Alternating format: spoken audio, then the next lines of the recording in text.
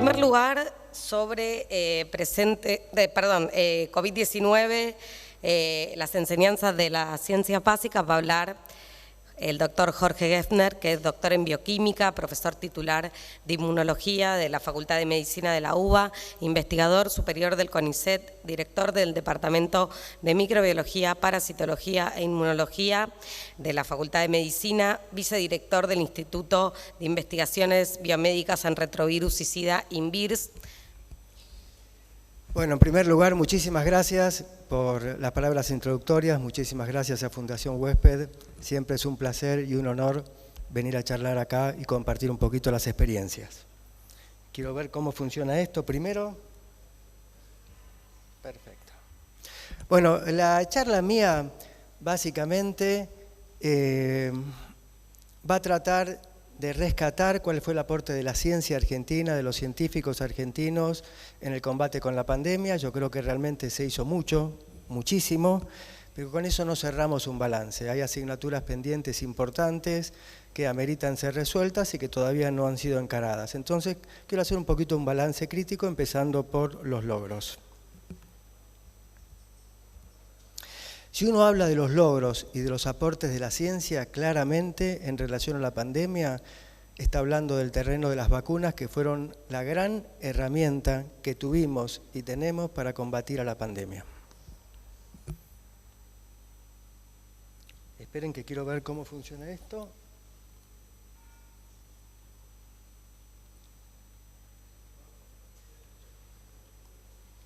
No tenemos láser. Ok, perfecto, lo seguimos así. Bueno, entonces, en relación a vacunas fue centralmente el gran aporte de la ciencia mundial en el terreno de la pandemia. Para recordar tres fechas, porque si no naturalizamos cosas que han sido extraordinarias. Primero, diciembre del 2019, fines de noviembre del 2019, primeros casos en la provincia de Wuhan, en China. Marzo del 2020, la declaración de que estábamos frente a una enfermedad infecciosa que había adquirido características de enfermedad pandémica. Marzo del 2020. En diciembre del 2020 ya tenemos la primera publicación de los estudios de fase 3, básicamente la vacuna Pfizer, publicado el estudio de fase 3 en la revista New England el 31 de diciembre del 2020, liderado el estudio por un argentino, un científico extraordinario, Fernando Pollack. Es decir, que en prácticamente menos de un año tuvimos encima, la primera publicación corresponde a una vacuna novedosa por lo menos en el terreno de infecto, y después me voy a referir un poquito a eso. Se desarrollaron múltiples, hay cerca de 280 hasta hace un par de días, distintas vacunas sobre la base de diferentes plataformas que se han llevado a cabo. Las que están marcadas con el asterisco son aquellas plataformas sobre las cuales se siguió avanzando y se desarrollaron vacunas a RNA mensajero, Pfizer, Moderna, vacunas a virus inactivados, Sinopharm, Sinovac, varias vacunas con adenovirus que portan el gen de esta famosa y nefasta proteína S.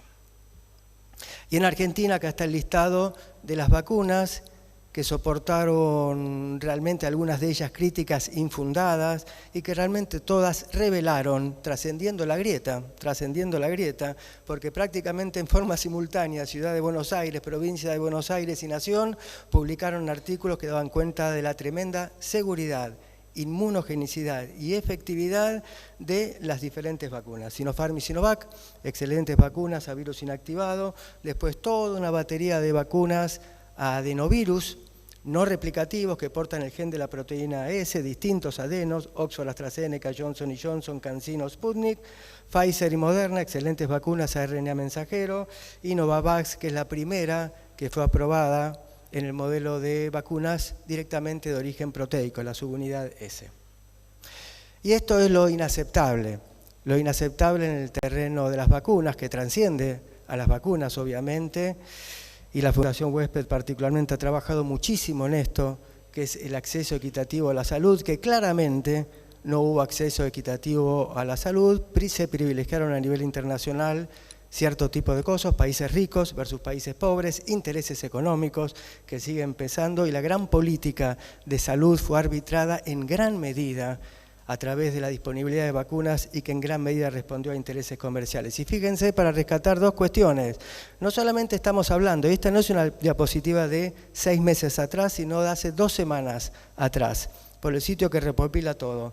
Fíjense, no solamente estamos en un 15% de la población vacunada en África, sino fíjense el otro costado, el país, o uno de los 2 o 3 países más poderosos del planeta, Estados Unidos, no logra perforar el 70% de cobertura, cuando nosotros estamos casi en un 90%, y es básicamente, bueno, la grieta no fue un invento argentino, también hay grieta en Estados Unidos, y el sector básicamente del Partido Republicano arrojó dudas que se montaron sobre un movimiento antivacuna fuerte y no logran superar el 70% en un país que ha padecido al día de hoy más de 1 millón de fallecimientos, y por un trabajo publicado hace 2 semanas, por primera vez en las últimas décadas, hay una disminución en la expectativa de vida en la población en Estados Unidos de 3 años. Venía incrementándose y bajó en 3 años desde el 2019 en adelante.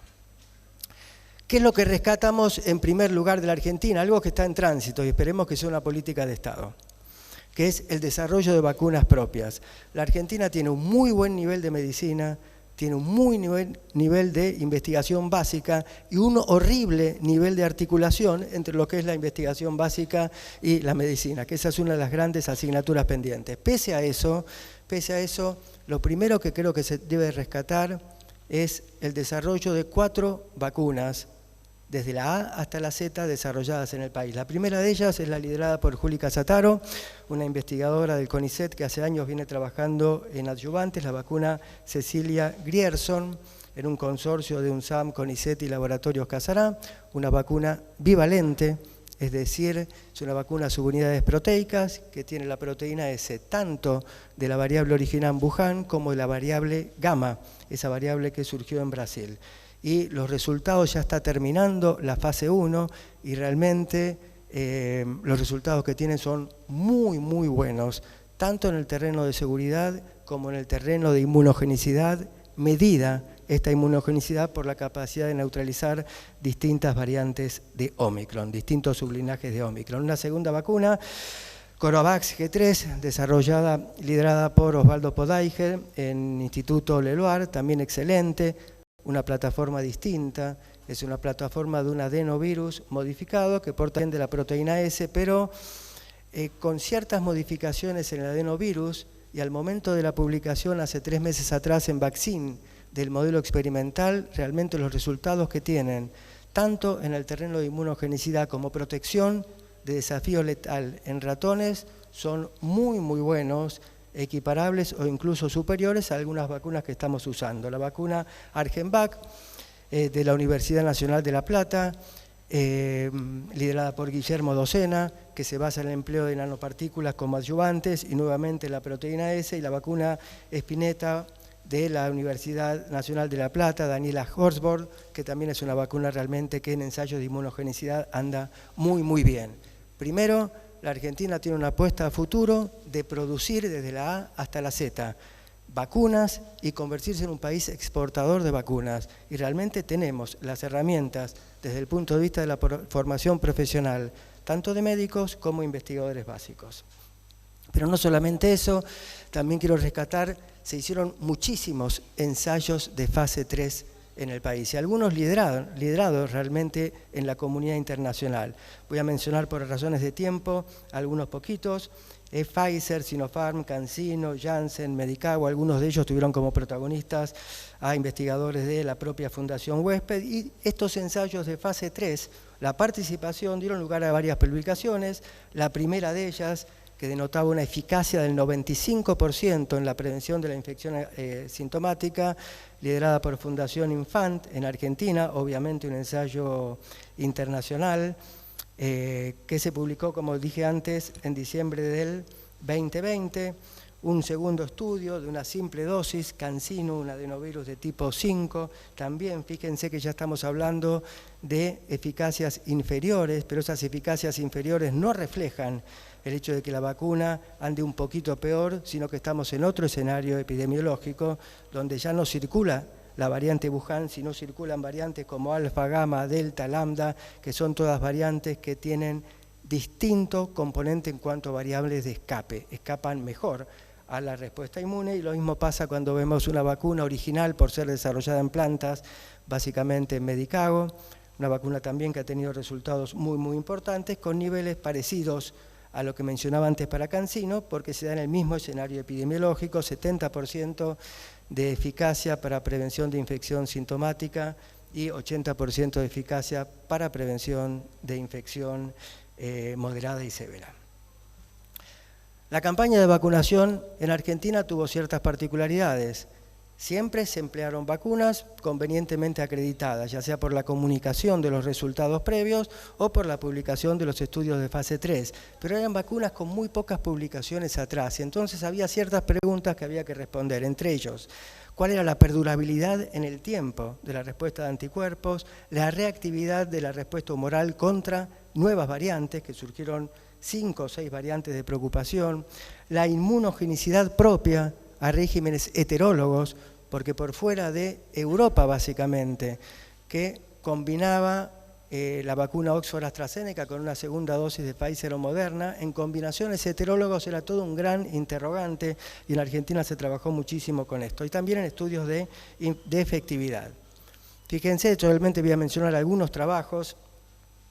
Este es uno de los trabajos, uno de los tantísimos que se hizo trabajos en relación a la perdurabilidad de la respuesta de anticuerpos, y común con otras vacunas, Pfizer, Moderna, Oxford, AstraZeneca, siempre viendo producción de anticuerpos en el panel superior y actividad neutralizante contra la variante Wuhan en el panel inferior, vemos una disminución, una vida media de la respuesta de anticuerpos de entre 60 y 70 días. Y este es un estudio que se desarrolló a lo largo de todo un año, es decir, hay una caída significativa de los títulos de anticuerpos, cosa que no involucra en absoluto una caída en lo que más nos preocupa a nosotros, que es la protección frente a la infección severa, y después me voy a referir a eso.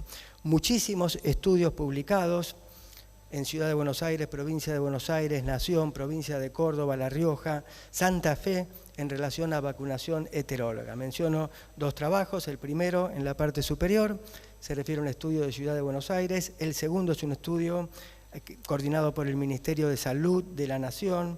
Fíjense que estamos ahí trabajando con 1.300 voluntarios y 15 combinaciones diferentes. En la flechita lo que se indica es el nivel de inmunogenicidad de las combinaciones homólogas.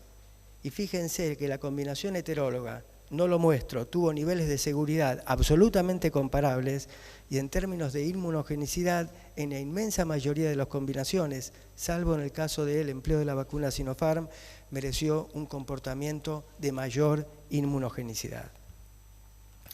Esto es también el terreno de vacunas heterólogas, es un estudio que se hizo en combinación con el PAMI, que realmente trabajaron muy bien en esto, y lo que se observa es cómo decaen a lo largo de 8 o 9 meses los niveles de anticuerpos en una población mayor de 70 años y la tercera dosis.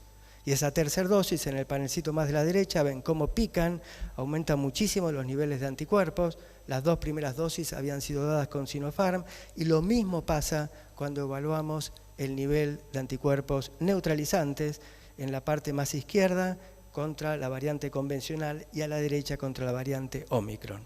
Es decir, que la vacunación heteróloga representó una herramienta útil y fehacientemente convalidada. Y luego surgieron otras preguntas, y nuevamente teníamos dudas con algunas vacunas, no si funcionaban o no, pero cómo respondían, y cómo respondía la sobreinfección cuando aparece Omicron este año en Argentina. Y la discusión que se planteó en ese momento es, bueno, las personas que tienen 3 dosis se infectan con Omicron, retrasamos la administración de la 4ª dosis, en otras palabras, la infección por Omicron es realmente inmunogénica, y lo que vemos ahí en cada una de las diapositivas, tengo que ir un poquito más rápido, en puntitos verdes vemos las personas que habían recibido 3 dosis, esto es personal de salud, y a la derecha cuando se infectan por la variante, en este caso es la variante BA1, y vemos que la infección, aún en los vacunados con 3 dosis, es fuertemente inmunogénica, medida a través de la producción de anticuerpos y de producción de anticuerpos neutralizantes. Y en efectividad también hubo un conjunto de trabajos muy importantes, rescato este trabajo coordinado por el Ministerio de la Salud de la Nación, que con todos los regímenes de vacunas que se usaron en la Argentina, básicamente aquellos basados en Sinopharm, aquellos basados en Oxford AstraZeneca y en Sputnik, el nivel de efectividad fue superior o igual al 90% en términos de mortalidad. Es decir, que la estrategia en este sentido genérico fue adecuada, y lo mismo en un estudio más particular de Ciudad de Buenos Aires, por eso hablaba de la grieta, que los resultados son idénticos. Fíjense el penúltimo renglón, el primer número corresponde a personas no vacunadas, el segundo con una dosis y el tercero con 2 dosis. Fíjense que la perspectiva de una infección sintomática se reduce en 4 veces y la perspectiva de fallecer a consecuencia de la infección se reduce en cerca de 30 o 40 veces.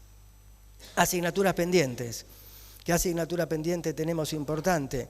La Argentina tiene que adquirir la tecnología para producir vacunas a RNA. Son vacunas excelentes, realmente. No hay todavía, hay varios grupos que están esbozando, hay problemas de patentes que dicen que se liberan, no se liberan, finalmente nunca se liberan las patentes, y cuando se liberan las patentes no se libera de la mano de las patentes la tecnología necesaria, porque la patente es un papel, la tecnología y los secretos de producción son otras. Estas vacunas a RNA mensajero que tienen por una parte un RNA modificado, cambian el uracilo y tienen varios lípidos, 4 lípidos distintos, uno muy cargado, han demostrado una performance excelente. Tenemos que apropiarnos desde las instituciones públicas de esta metodología, y que ya se ha extendido a 2 ámbitos. Primero, a todo un conjunto de enfermedades infecciosas. De hecho, hoy por hoy se está haciendo en la Argentina algunos estudios de fase 3 al respecto, metaneumovirus, influenza, RSV, pero que también ha llegado a otro terreno donde nunca pensábamos que las vacunas podían andar, y estas vacunas a RNA mensajero tienen una propiedad: son captadas en forma muy eficiente por las células dendríticas, y entonces las células dendríticas, que son aquellas células que orquestan la respuesta inmune, expresan en muy alta concentración péptidos derivados de estas proteínas, y por eso hay toda una nueva serie de ensayos básicos y estudios clínicos donde se usa como complemento en inmunidad antitumoral, y complemento en 2 sentidos. Por una parte, complemento de lo que es la terapia clásica de checkpoints para tumores sólidos, y complemento como este trabajo, que no tenemos tiempo de estudiarlo un poquito más, en lo que es terapia de CAR T-cells. Muy importante este campo. En tratamiento de la infección hay muchísimas cosas para hablar, hubo aportes importantes en el país. Yo quiero rescatar solamente 3 o 4 cositas. Primero, no pudimos con el tratamiento de plasma básicamente reproducir aquellos logros que en su momento se lograron con virus Junín. Evidentemente no fueron los mismos logros, pero hubo 2 trabajos señeros en ese sentido, los 2 excelentes, aún con conclusiones contradictorias. Una desarrollada por Fundación Infant, por Fernando Pollack, donde que demostró que en personas adultas, si uno tomaba al paciente muy temprano, había una reducción de 50% en la perspectiva de evolución hacia una situación crítica. Y un segundo trabajo también excelente, hecho por Venturini en el hospital italiano, donde demostraban que cuando las personas llegaban al hospital en ese momento para ser tratadas, no encontraron diferencias significativas. Ambos trabajos publicados muy próximamente en el New England. Patogénesis de la infección por SARS-CoV-2, muy cortito, se trabajó mucho, y yo quiero rescatar 4 trabajitos, hay muchos más, que tienen que ver con patogénesis en la infección pediátrica. Básicamente, el curso de la infección es más leve en la inmensa mayoría de los chiquitos, no en todos, y no se entiende por qué. Y hubo varios grupos trabajando en esto y donde muestran características diferenciales. Diferenciales significan que el compartimiento mieloide funciona distinto y que la respuesta de anticuerpos no es inferior en los chiquitos, sino incluso es superior y más sostenida en el tiempo. ¿Qué otros aportes? Muy cortito, importantísimo el trabajo del Consorcio País. Importantísimo por lo que hizo, 32 informes que sirvieron muchísimo para el seguimiento de la pandemia, y además por una modalidad distinta del trabajo en la cual los científicos tendríamos que acostumbrarnos mucho más. Un trabajo colaborativo. Los científicos tenemos cierto sesgo individualista que no es bueno, y creo que el Consorcio País fue uno de esos proyectos que nucleó a lo largo y ancho del país cerca de 30 laboratorios con distintos expertices, 32 informes, y realmente el trabajo que hicieron fue excelente. Empieza la pandemia. ¿Se acuerdan? Control de contactos estrechos, que realmente era un lío continuarlo. Entonces, un sector de la Facultad de Ciencias Exactas y Naturales, estos que nosotros llamamos los raros, que son los matemáticos, que siempre hacen cosas incomprensibles para uno, realmente paralizaron durante 3-4 meses toda su actividad y se dedicaron a hacer un convenio con Provincia de Buenos Aires para trabajar en los geriátricos y para trabajar en el seguimiento de los contactos estrechos por vía telefónica. Diseñaron esas cosas que ellos hacen, muy complicadas, algoritmos especiales, y realmente los resultados muy buenos y publicados en sendas publicaciones. Una experiencia buena. No hay biobancos en la Argentina, no hay buenos biobancos, entonces muy bueno. Hay 2 colegas acá en Argentina, Gaby Turk y Natalia Laufre, que se pusieron un poquito al frente de esto y desarrollaron un biobanco muy importante que ya tiene más de 1000 muestras y que ya ha cedido muestras para 9 trabajos de investigación, tanto en el ámbito nacional como en el ámbito internacional. Y terminando, porque se me agota el tiempo, marzo del 2020. En marzo del 2020 se hacían 300 determinaciones por día. 300, y todas las determinaciones estaban concentradas en el Instituto Malbrán. Hubo un llamado del Ministerio de Ciencia y Técnica, al cual acudimos varios institutos y decidimos paralizar por 3 meses todas las líneas de trabajo, cosa que los investigadores básicos, les juro que es muy difícil. Impusimos eso, se paralizaron las líneas de investigación.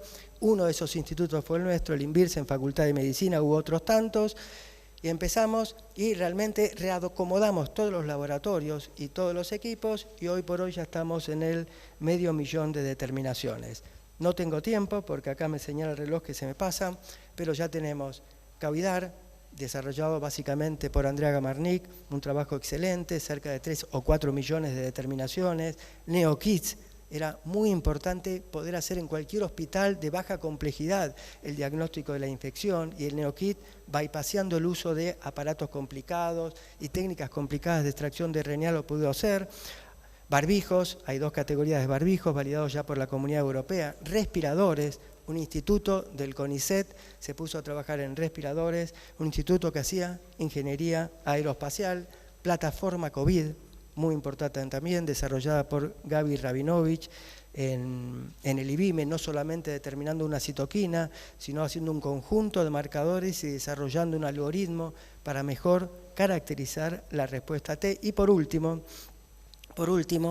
muy importante el aspecto comunicacional. Un grupo de investigadoras e investigadores jóvenes se reunieron con base en distintos institutos para trabajar contra todo lo que era información falsa, que fue una segunda pandemia que tuvimos, en relación a medidas de protección y en relación al valor efectivo de las vacunas. Por suerte no tuvimos, por suerte y por trabajo, no hubo en la Argentina un movimiento importante antivacunas. Asignaturas pendientes, con esto termino ya.